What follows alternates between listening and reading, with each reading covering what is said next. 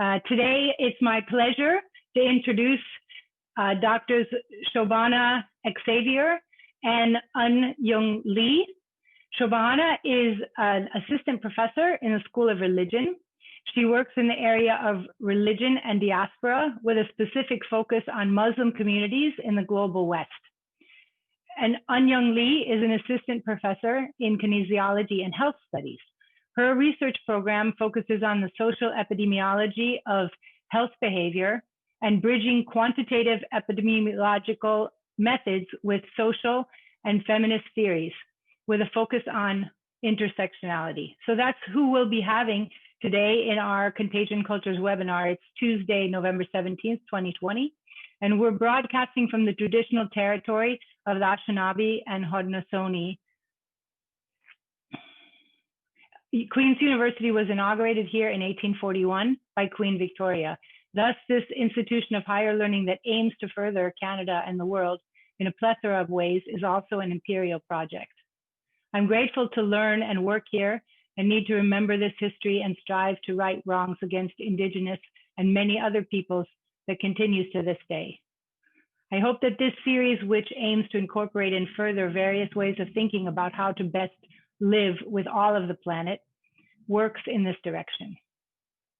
Contagion Cultures is a Faculty of Arts and Science collaboration between the School of Policy Studies and Language, Literatures, and Cultures, with Queen's Library providing substantive support. The 50-minute talks are live streamed Tuesdays at 4 p.m. Eastern, and we'll continue the series until the end of winter 2021. We hope that you register in advance and join us each week and share information about these talks with people that you know who would be interested. The talks will be available online and archived at the library, and we particularly hope that these original contributions by Queen's scholars will be deployed in courses. Queen's Contagion Cultures Lectures helps make sense of this pandemic through the expertise and insights of arts and science faculty members. This public-facing series leverages the powerful tools of humanistic analysis to grapple with our turbulent times. And at the end of our talks, at the end of this talk, you'll find in the lower middle of your screen a place for the Q&A, and you're muted and you're invisible, so please type your questions in, and then we can have an interesting Q&A session. The talk that we're going to hear today is entitled A Divine Infection, Religious Communities and the Epidemiology of COVID-19. Thank you very much. Take it away. Oh, thank you so much, Jen, for organizing this and giving us the opportunity to do this. We're so excited. We should also say that we are neighbors and we've been socially bubbling since the start of the pandemic in April. So we're following health code, and this is all safe. So in case folks are concerned, especially since it's a talk about COVID-19. So Dr. Lee and I will be talking today about the intersections of religion and COVID-19. And this conversation actually came up because we've been spending so much time together these last few months under social distance contacts, but also like playing tennis and things like that. And so we've started talking about some of our research, and we noticed interesting patterns. And so this is where the project is emerging from. And Dr. Lee will say a little bit more about what is happening in terms of the project and what we are doing. So in terms of the presentation, I'll do a little bit of introduction and situating how religious studies scholars are thinking about COVID-19, particularly from responses from religious communities. Then Dr. Lee will talk about how health scholars and epidemiologists are thinking about religion, and the project, the rapid review that we are working on. And I'll come back again to thinking a little bit about what COVID has meant in terms of scapegoating and perceiving particular marginalized communities as contagions. And then we'll have some conclusions and hopefully hear from you in terms of questions that you may have. So in terms of responses by religious communities to COVID, I think one of the interesting things to think about is that there are so many responses. And in fact, when we were doing this initial research, I think we were kind of overwhelmed by the degree to which religion and epidemiology or health really intersect. So what I've done is I've kind of been following the news and looking at some patterns or tendencies that I've noted. And these are just like initial things to think about, and it's in no way meant to be exhaustive. But I think I would categorize some of the intersections in terms of some religious communities responding pragmatically. So you see this in terms of how ritual practices have transformed, such as pilgrimages, particularly as we've noted in terms of Hajj, which we'll see an image of in a little bit. We've also seen fascinating intersections in terms of the role of the virtual and the digital platforms in transforming how religion looks like. I think a lot of religious studies scholars are looking to this moment and thinking about how religion could exist in a post-COVID world. I know it's hard to imagine, but even thinking about what and how religion is being transformed and what is ways in which we as religious studies scholars have to think about how religion is going to exist post-COVID, post-pandemic. So digital platforms and the virtual world have been significant in this way. One of the important realities, and I think will be a point that is stressed upon during this presentation, is the idea that religious communities and religion broadly has social capital. And it's one of the reasons that health practitioners and those who are thinking about responses to the pandemic need to utilize the community as a platform or a base to incorporate in terms of being prepared for the pandemic, but also responding to the pandemic, right? And we're going to document instances where that has happened and instances where it did not happen, right? And I think in this way, having collaborative and community-based involvement that includes religion and cultural centers is an important reality that perhaps always does not happen. Other instances are, particularly transformative. I think we're seeing in a moment in time that in many ways, as sociologists have historically showcased to us, that religion plays a very social role in bringing communities together and offering support.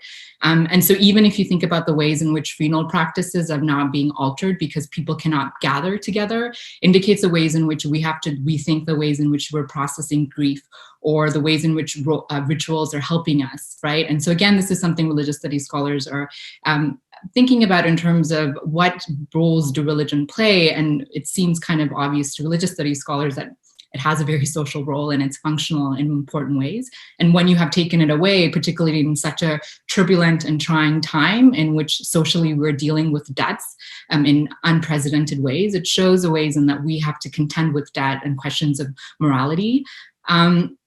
Another fascinating tendency that we've noticed is the positioning of science and religion. And I think a lot of this will come again in terms of thinking about vaccination, anti-maskers in many ways, right? There's a sense that science is an antithesis to religion. And so kind of secular science is positioned in a binary against religious truth. And in the one end, it seems that religious truth then, hinges on realities of God punishing, or you're seeking divine intervention to solve the issue of the pandemic. This has been fascinating to explore apocalyptic theology of how many folks, and this has happened historically, view this moment as the end of times that has been predicted in various religious scriptures, be it in Christianity or Islam, and what this means. And this is often positioned against science, which is deemed secular and therefore in opposition to religion. And so it's fascinating to see kind of this framing unfold again and what this means for communities who are trying to, make sure that people are taken care of in terms of health, are practicing social distancing or wearing masks and what this means. Another reality is that it also means that scientific truths are in one camp and there are communities that are scapegoated or are marginalized. And so some of the examples we'll look at are either religious minorities, racialized communities, or in the case of South Korea, LGBTQ communities that have been targeted. So it really highlights the way in which the language and rhetoric and contagion or disease is imposed upon communities that are already experiencing marginalization. And so this really, I think, also ties with another trend that we're seeing, which is resistance. And here we get more into politics and rights discourses. Many people, especially in the US, we've noticed churches refusing to close down and stating that it's an infringement of religious rights and liberties, right? And so here in such instances, we'll hear about Jewish ultra-Orthodox communities and cases of super spreaders, and some of the case studies we'll look at are India and South Korea. So again, this is meant to be exploratory, but this is some of the patterns that we're noticing, the ways in which religion and COVID are intersecting. I will say then, for scholars who think about religion and pandemic, some of the tendencies that we're finding or the patterns that I've highlighted are not novel. In fact, in historical instances, many of these relationships or dynamics between religion and pandemic or disease have been the same. So you either have a tendency to see religious communities acting to mitigate spread or enhancing it, right? And so these are kind of the two broad approaches that you may see. And we could go through historical books and kind of pick examples. There's been 2 talks of the Contagion series that has also highlighted this. One that dealt with the Black Plague that Dr. Adnan Hussain and Margaret Popino talked about, and also the discussion of colonial India by Professor Aditi Zen. And so we know that from examples of the Black Plague, Spanish flu, AIDS epidemic, polio, smallpox, even to historical colonial times of the role of Christian missionaries in the spreading of diseases to indigenous populations, we know that there's this kind of complex dynamic, right? And so either we need to acknowledge the role that faith-based organizations can have in preventing, so acting as centers of vaccination, and what they can do socially in moments of outbreak, or there are moments in which those same faith-based communities can be active resistors, right? And I think some of the case studies we'll look at kind of highlight that. So generally then, I think the key point to keep in mind is that religion is not ever really serving as an independent variable, to use the language of epidemiology. It's acting more in the context to make things a little bit complicated. So we seriously need to consider it, I think, from a social health perspective and public health perspective. And there's instances when it could help, and there's instances when it can't, right? And hopefully this presentation, very interdisciplinary presentation between a religious studies scholar and an epidemiologist will highlight that. So I'll pass it over to Dr. Lee. Thanks, Dr. Xavier. So as she has mentioned, that there is an unequivocal agreement in epidemiology and health discipline that religion is an important variable to consider in better understanding of transmission and physical distancing or mask wearing actions during COVID pandemic, but also in human behavior and health more broadly. So for the next 10 minutes or so, I'll discuss some of the angles that were investigated or taken by epidemiology health scholars to better understand how religion shaped people's ideas and actions, particularly as a response to COVID-19. And as you will see, you're going to see lots of similarities and overlaps between Dr. Xavier's presentation and my presentation, but using different languages. And you're going to see more numbers in my presentation in particular. So as part of our investigation, we conducted a systematic review on religious communities and COVID-19. And we proposed this review back in May. And our initial plan was to conduct a rapid review, hoping to make some practical recommendations for public health and religious communities in a timely manner. But due to what happens in life and all the things during COVID pandemic, this review is still ongoing, so not so rapid. But my graduate student, Eun-Young Lee, is currently working on the writing of the manuscript, and we're gonna do some top-up search to incorporate more up-to-date evidence, and hopefully we can get this out by the end of this year. So the objectives of this review were to gather the available epidemiological evidence on the incidence, outbreak, and/or spread of COVID-19 based on religious practices, institutions, and activities, and to summarize the roles that religion plays in the transmission and mitigation of COVID-19. And the protocol for this review is published in Prospero. It's the International Prospective Register of Systematic Reviews. So if anyone's interested in looking at the protocol in more detail, then you can visit the Prospero webpage.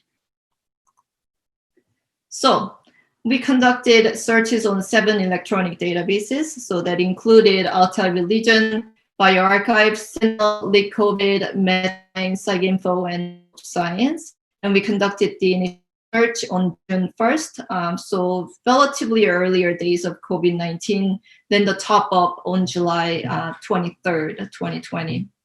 And based on the 2 sets of searches, we found 1,000 articles. And after removing duplicates and unrelated articles, we at the end, we had 60 articles to include in our review. And this was based on, taking 2 steps for screening and also following the inclusion criteria. So briefly, at step 1, articles were removed or screened based on the titles and abstracts. And step 2, articles were screened based on the full text. We are reading the full text based on the inclusion criteria that was set a priori, and we only included studies that are relevant to our research questions.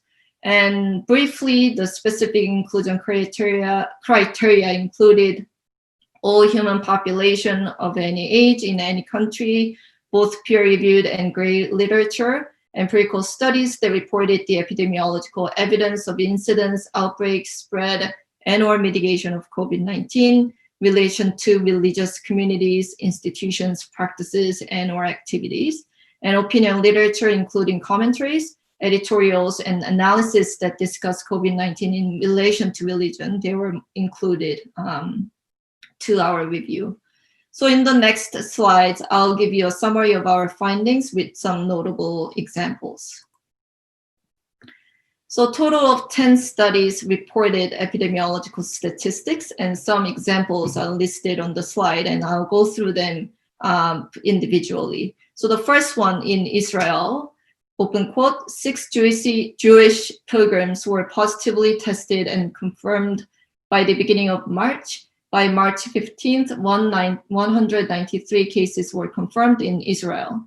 It was reported that most of these cases may have been infected during the Jewish pilgrimages and other religious rituals, end quote. In South Korea, open quote, on February 18th, 2020, a super spreader attended a gathering of a religious sect called the Shincheonji. A 61-year-old woman known as patient 31 was found to have transmitted SARS-CoV-2 to an unusual large number of people who attended religious events in the Shincheonji temple in the southeastern city of Daegu, home to 2.5 million people. On March 9th, out of 7,382 cumulative number of confirmed cases in South Korea, 4,212 cases were related to this church, end quote. In South Africa, open quote, over 80% of the Free State COVID-19 emanated from this single religious event, leading to the infection of over 80 people and the further tracing of 1,600 people who may have been exposed to the virus, end quote. Lastly, in Malaysia, as of April 13, Malaysia had 4,817 confirmed cases and 77 deaths due to COVID-19. Open quote, more than 35% of the COVID-19 cases in Malaysia were directly linked to the 3 paddling mass gatherings that took place between February 27th and March 1st, 2020, end quote. So from a global perspective, South Korea is one of the countries that have been dealing with COVID-19 relatively well. And the curve has flattened, and the country hasn't had the second wave yet that could be considered as substantial, as you can see in the figure at the top. So there's a peak in March, then it goes down, and it's relatively stable.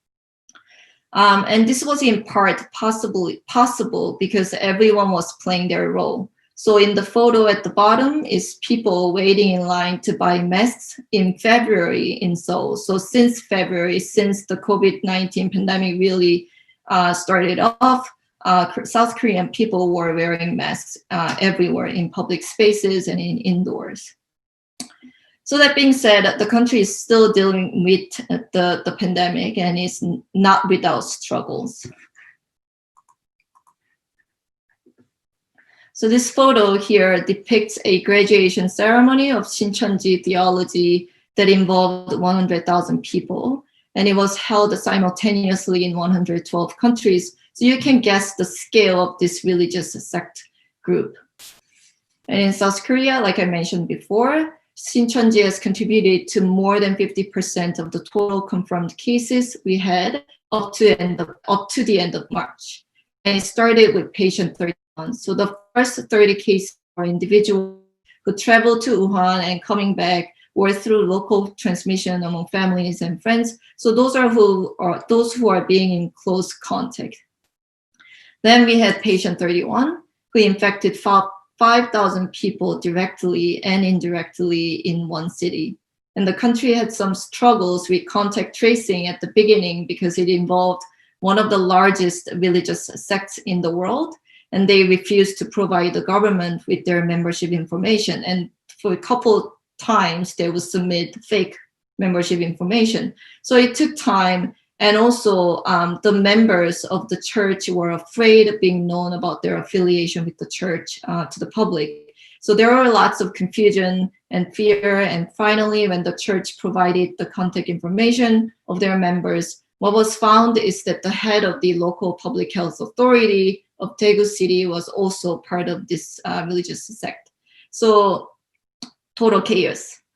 And the leader of Shincheonji apologized to the public at the beginning later on, but he blamed the outbreak later on, but at the beginning he blamed the outbreak on the evil who got jealous of Shincheonji's rapid growth. And at the same time, the members of the group were targeted heavily by the public and became the center of the blame. So going back to our review, all 60 articles have discussed on the role that religion plays in the COVID-19 pandemic. They predominantly talked about either transmission or mitigation or both. And transmission included religious gatherings being directly linked to the outbreaks and transmission of COVID-19, but also religion contributing to individuals having mistrust in science, spreading misinformation, or holding conspiracy beliefs. So for example, our neighboring country, United States, even with the hopeful change that we observed in recent days, thank God, is one of the countries that is being hit the hardest by COVID-19 right now. And it is also the hotspot for the individual rights versus public health restriction debate. So looping back to Dr. Xavier's talk about science and religion.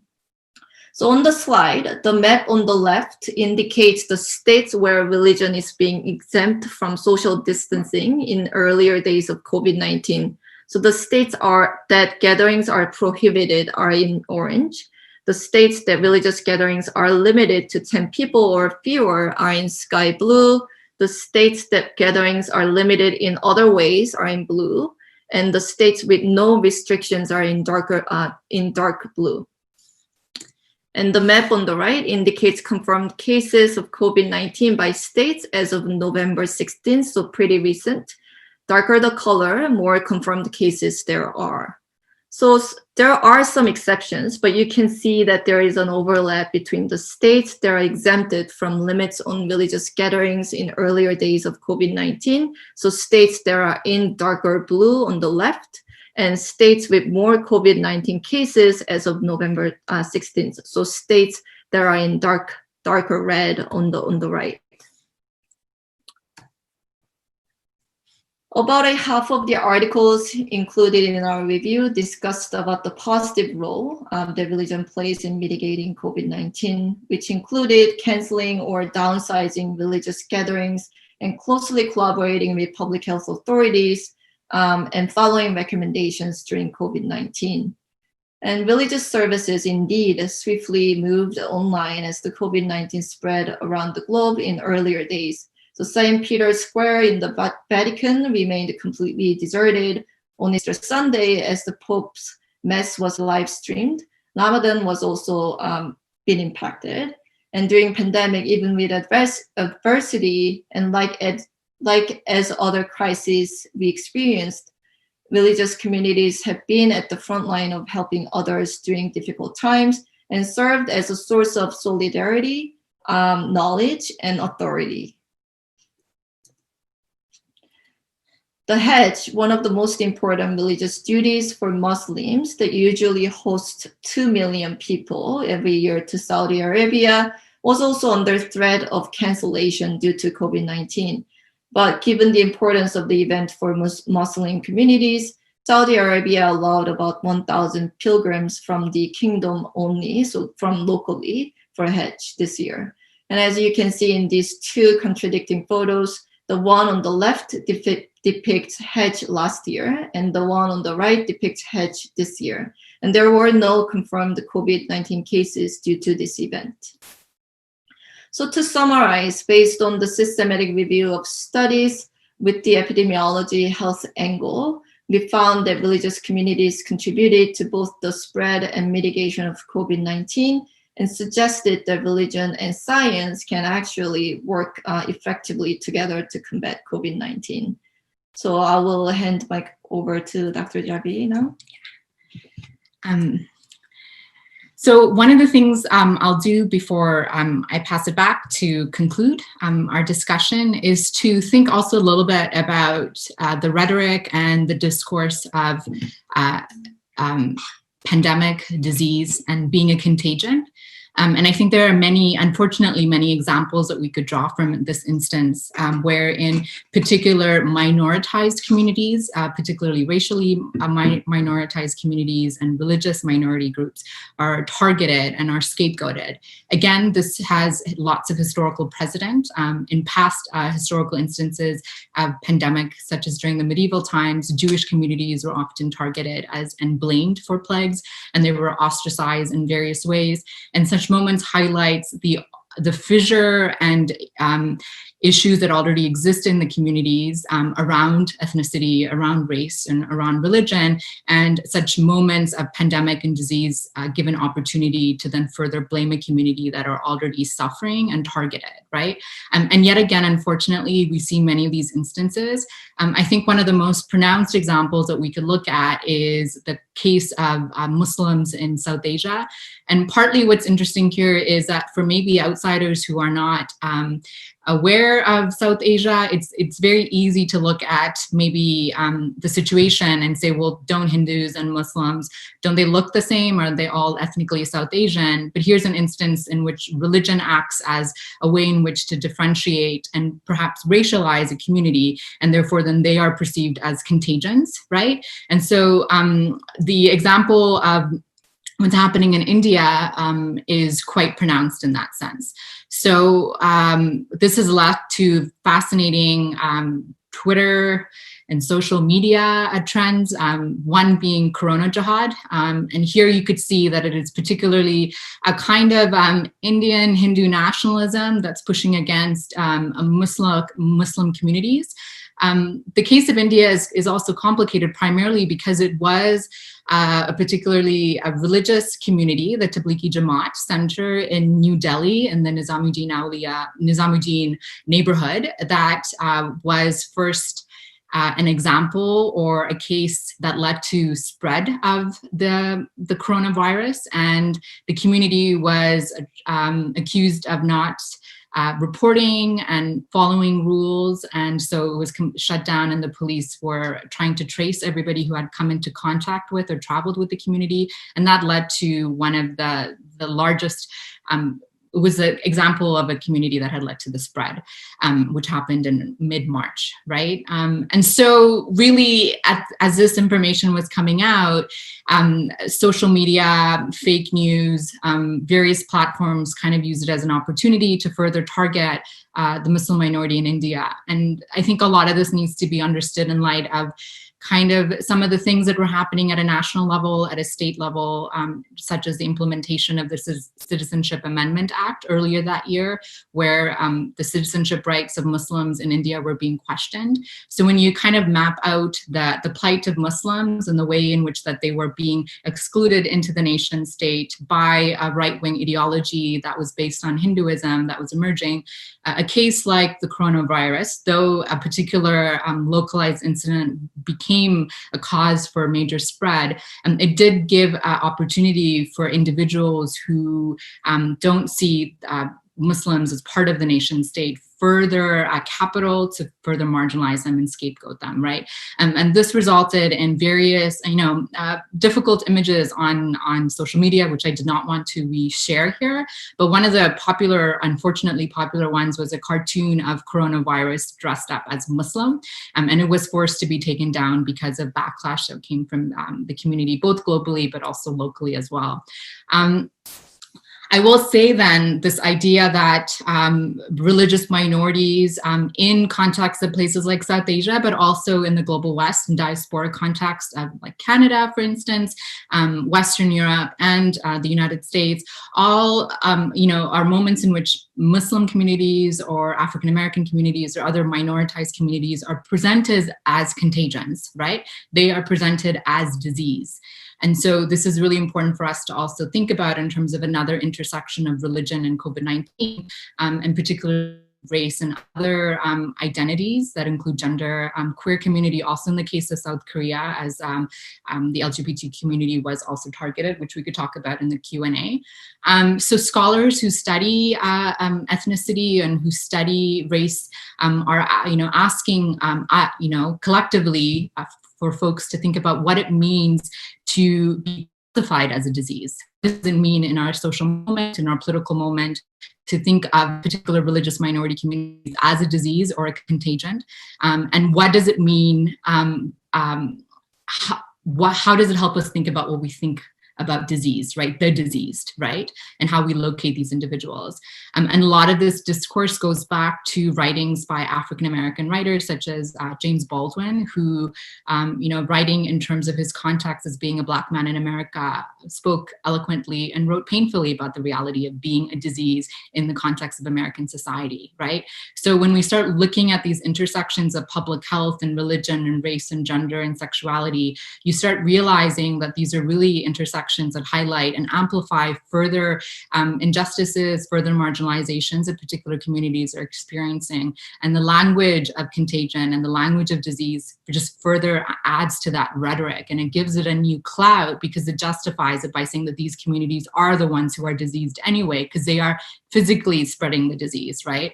But we are not talking about the disease anymore. We're speaking about community. So in the case of India, we are speaking about Muslims as a disease and as contagions, as opposed to coronavirus as a disease. So it's really interesting to think about coronavirus as having a religion and to be Muslim, right? I mean, it doesn't really make sense, but that's kind of the popular discourse that you see on social media coming from particular right-wing groups, right? In the name of nationalism. So I would add that as another piece for us to think about and hold on to as we're trying to go through this moment globally together. Yeah, so to conclude, face has always been a big part of pandemics in history. And when the Black Death spread across Europe in 1346, when we did not really have science, people relied on superstition, rumors, and religion to cope with plague, which is not necessarily a good thing. The Black Death was widely blamed on Jews, so it's a particular racial or ethnic group. Now we have the advantage of science, but religion continues to be a cornerstone of many people's lives as they struggle to understand this unfortunate situation that we are all in together. And still, the advent of COVID-19 has led some people of religious faith to point the finger of blame at others and vice versa. A key take-home message that we've learned through COVID-19 and this collaborative work is that religion and faith communities could play an important role in ultimately mitigating the transmission of the virus and also possibly helping people to cope with negative implications of COVID-19. But also COVID-19, like any other crisis, is hitting those who are vulnerable the hardest, including religious minorities in terms of transmission, as well as finger pointing from dominant religious or non-religious communities. And also religion, particularly religious minority status, is inextricably intertwined and intermingled with other minority status in race, gender, and sexual orientation. So religion is not just the key social determinants of health, but an important piece of a puzzle of intersectionality that could be incorporated and investigated in health research. So COVID-19 pandemic is definitely a strange time for everyone, and that there's something inherently taxing to not be with each other. And through this review and through this work, we think that the following questions are still to be answered. So the first one, which element of religious practices could help with overcoming COVID-19? So it could be, attending actual religious services, or praying at home, or praying with someone else, or just having a hope through religion or religious or spirituality, and also connecting with others through being part of the religious community. The second question, how do you balance between religious freedom and public health? Knowing that religious communities and the ideals of religious freedom could support or impede public health restrictions. And the third one, what can a non-religious person could do to achieve the same benefits? So assuming that religious people can benefit from, continue to participating in religious practices and activities, what can be, it could some behaviors or activities that could be equivalent for non-religious people, and what can be fair. And the last but most important question probably is, how are discourses of religion COVID-19 used to further marginalize vulnerable communities, and how can we mitigate that? Yeah, so I think that's all from us. And then we'll open conversation or questions from the audience. Should I stop sharing? That would be fabulous. Yes.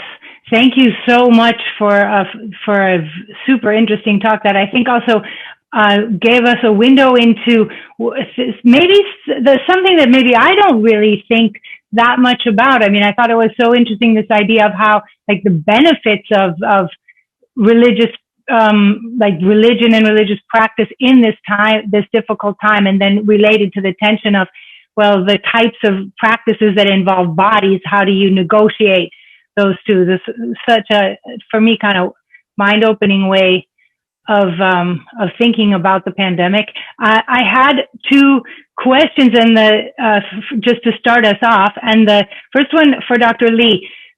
So you made the point that sometimes religion can work to mitigate infectious disease spread, and sometimes it can exacerbate infectious disease spread. And you gave us some examples. And I wondered, are there characteristics that you would point to of certain religions that would tend towards mitigation versus exacerbation of spread? Mm-hmm. And another question I'll just ask, because I know we're going to get flooded by a million questions in a minute. So for Professor Xavier, is there a resistance to this, what you called scapegoating of Muslims in India at this time that you're aware of? I'm sort of thinking about Black Lives Matter, which I think is also, it's not exactly the same, but there's that COVID and racism and disease, there's something going on there as well, especially as we know that in more people of color are people who are doing more frontline work, even, and blue collar work that is also frontline work. And so they are getting sick more. And so I think we're going to see that on the horizon in the United States if there's good reporting that, that kind of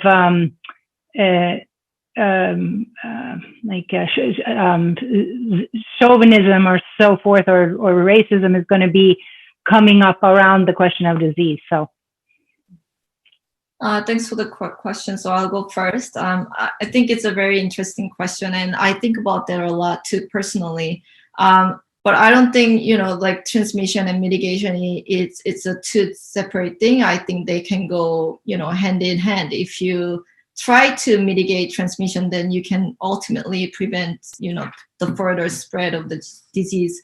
So, and religion can play a big role in mitigating the spread of the disease by preventing some of the ways that could further exacerbate transmission. So, for example,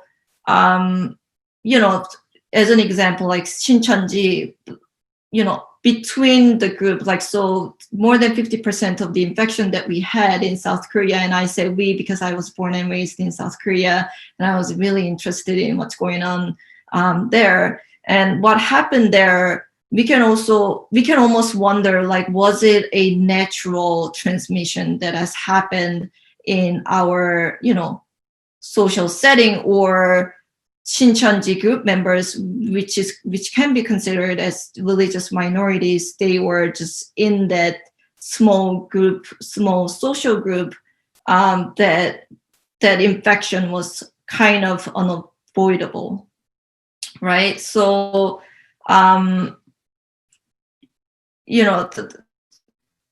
transmission and mitigation, I don't think they are not necessarily separate thing, but something that can go hand in hand.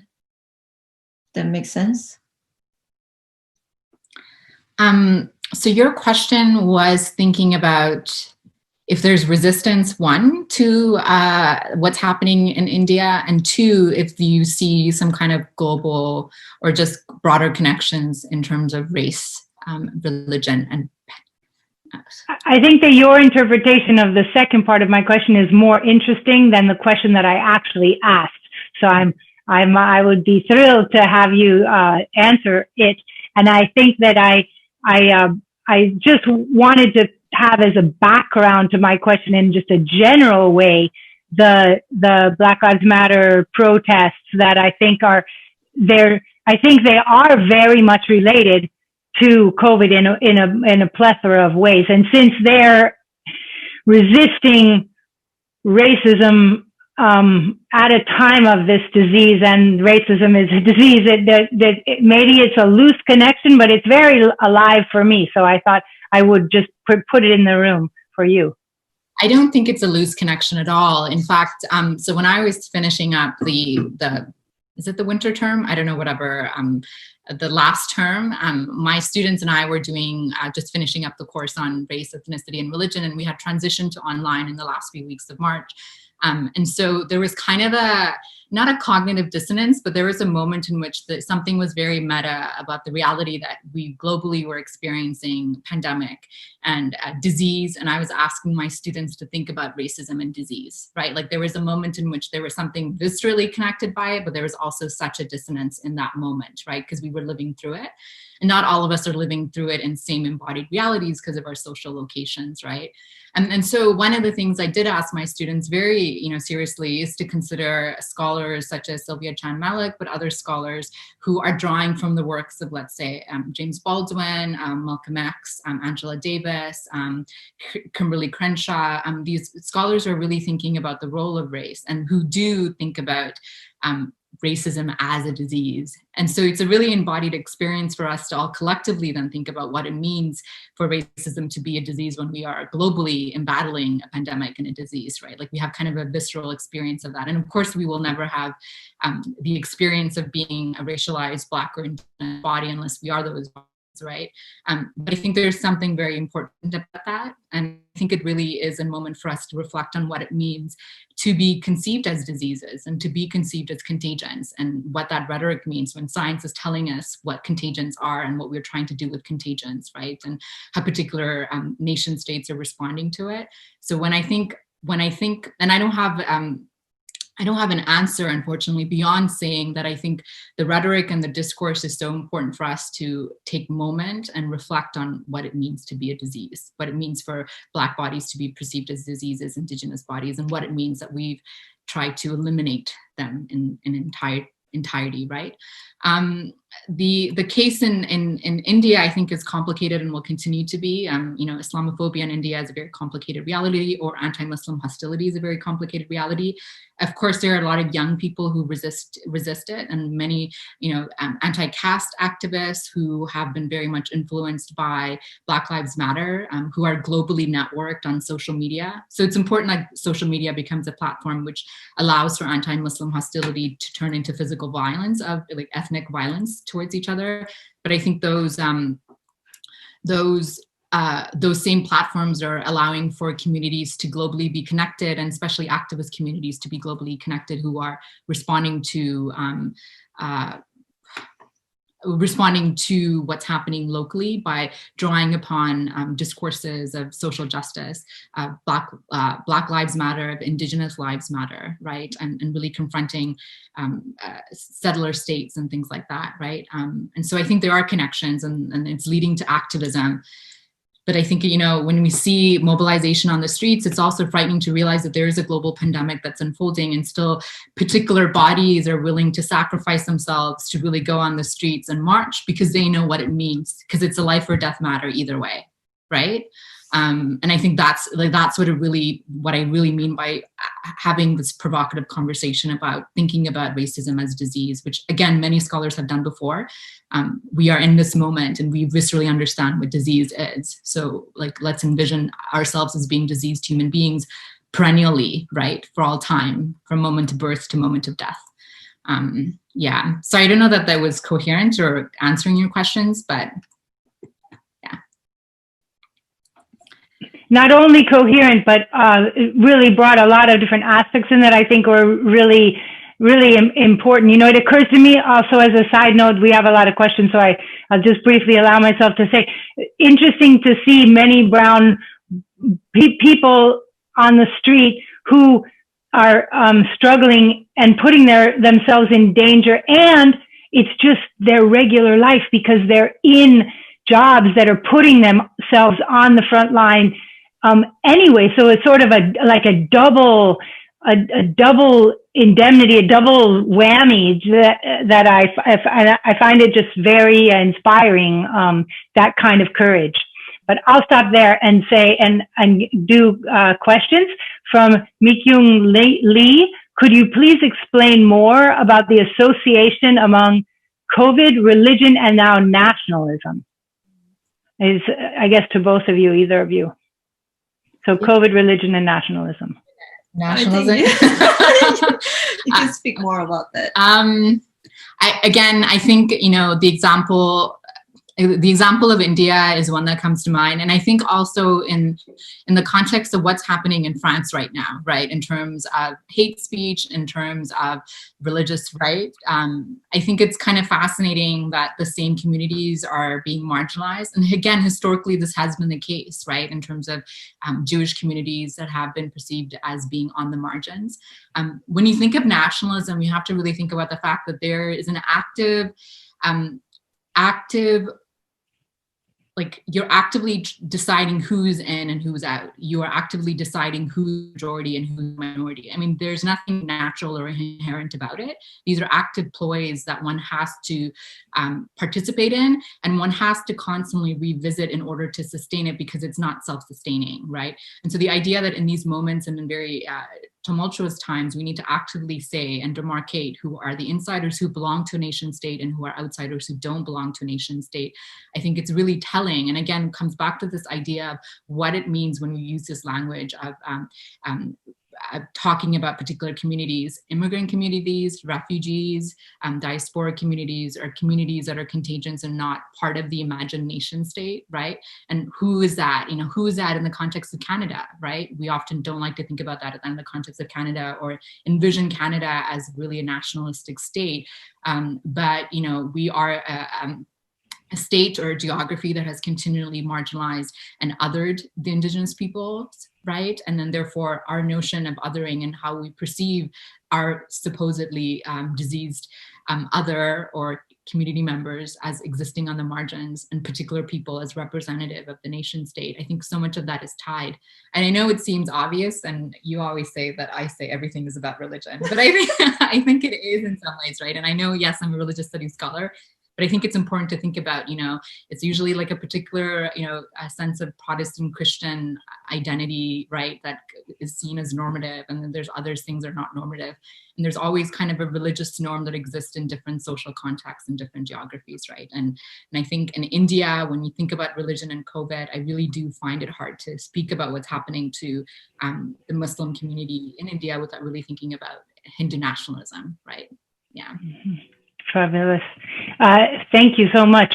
There's a longish question here I hope I do well with it. One question I had was about the slide where you compare US states' restrictions on religious gatherings with the numbers of people who have contracted the virus.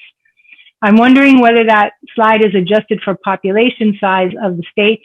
Is the color of the state reflecting the total number of infections, or is it reflecting the proportion of the state population who are infected? Thank you for this very interesting presentation. Yeah, they said. And they said, apologies for this boring question, but I don't think it's boring. Exactly. So based, as far as I'm concerned, that this is they're representing cumulative numbers. So it's the total number of cases that were found by state. So it doesn't necessarily mean that it's adjusted. You know, it's a good representation of confirmed COVID cases by state because the population size wasn't considered. So maybe we're gonna see a different pattern if we adjust it. If we adjust for population size of the states. But you know, as far as we're concerned, we know that New York State, we know that Texas, we know that Florida had a lot of cases compared to other states. So yeah, but really good comments. Thanks. Yeah. Dr. Lee, you had said that you keep up quite a bit with South Korea. You also mentioned that Korea, Korea did quite well. I mean, as you pointed out early on. Can you tell us more about what's going on right now? I think there have been a rise of cases recently. And could you talk about that? This is my personal interest in relation to South Korea's public health structures and how healthcare works in South Korea. Is it free for everyone and so forth? And then maybe, if you don't mind, a third point, whether what's the people's relationship on average? I don't know if we can say that, but to the government in terms of trust in the government when the government proclaims, some mandates. Mm-hmm. Yeah, so, South Korea is homogeneous ethnically. So 99% of the population is Han, and the state power is pretty strong, like other East Asian or Asian countries. So whenever this happens, and also we have the collectivistic culture versus individualistic cultures that are prevalent in Western countries. So when this kind of thing happens, then, everything will do the same. They will follow the guidelines. They will follow the rules, whatever rules that are being stipulated, right? So, ever since February, they were, standing in line to get masks, and they were wearing masks all the time and still do that. But, a series of outbreaks happened, not just in Shincheonji or church-based places, but also other places drinking places for different people, and in a gay club as well. But unfortunately, those who are in minority status, they're being targeted heavily compared to, other normal Korean good citizen, right? So, but, due to the government control and people willing to follow the rules, I would say that South Korea has been doing well. But also there were some privacy and confidentiality issues that were raised with contact tracing. Because we are still using smartphones, and there could be an invasion of privacy, or there could be a further conversation on that part. You're muted. Thank you very much for that interesting question. That also brings up something that probably we don't have time for today because we're pretty much out of time. But the idea of surveillance and epidemiology, and where's the line? What's the line that makes sense? You even sort of alluded to that in your discussion of the religious group that was not so, there was some question about whether they wanted to be identified in that group, and that influenced how the contact tracing worked, So I'll hand it over to you, though, for any last words that you have for us, something that you'd like to bring up that we didn't manage to talk about. I don't think so. Yeah. Well, thanks everyone for attending. Yeah, and for the great questions. It's been really interesting to think about religion and epidemiology, and I think it's not something that either of us have thought about, but this moment has brought us to be in conversation and collaboration. So I appreciate the opportunity we appreciate the opportunity to share some of the things that we've been talking about with everybody. Yeah, well, we're happy to have this be a forum where these kinds of collaborations can happen. And Mary Louise Adams sends congratulations. That was great. Eleanor McDonald as well, really interesting. And so, yes, I echo that. Thank you so much for participating and enriching the series by collaborating publicly as it were. And I'll remember to introduce the next week's speaker, who's Gregory Tardy, who's talking about political litigation regarding COVID. So I hope you can tune in for that. And thank you, everybody, for coming and for your attention. Thank you for all of your work. This is amazing. Oh, it's my pleasure and my honor. Thank you. All right. Have a good night, everyone. Be safe.